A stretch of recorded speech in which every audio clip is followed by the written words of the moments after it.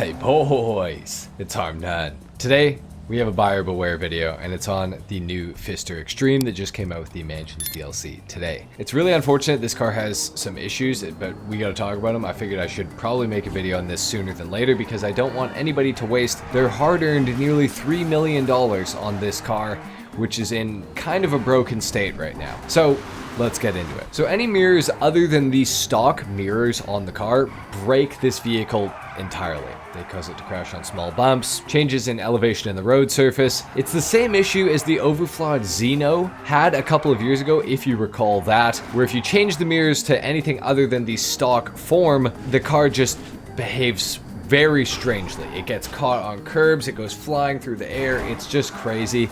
And unfortunately, this car has the same issue. I have a feeling that they may have taken some of the code from the Xeno and put it on this car because this car also has cameras for mirrors like the Xeno had, if I recall correctly. And you can change them from being cameras to regular mirrors. And hence, we have the same issue. Wonder if there's a pattern there, not sure. But anyways, that's just one of the issues with the Pfister Xtreme. Unfortunately, there's more. The second one being the cost of $2,885,000 for a supercar that has worse performance than a lot of sports cars and maybe even some muscle cars, to be completely honest.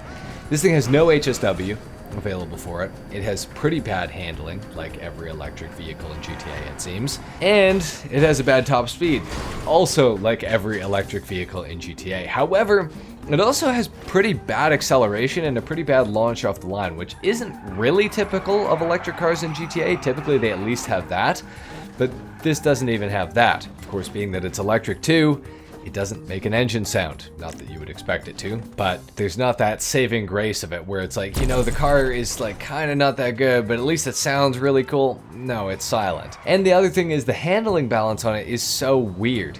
I'm not sure where the center of gravity is in this vehicle, because anytime you lose it, it's almost impossible to get it back. It's almost like there's water sloshing around in the bottom of it that's just dragging it in whatever direction it starts to go, and you can't really get it back, which I find really frustrating.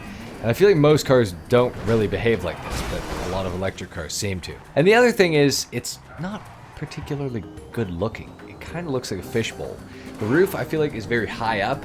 It's got a lot of glass on the car, and whether you tint it or leave it untinted, it just looks weird. It just doesn't really look good. The proportions of the car are strange, and the customization wasn't that inspiring either.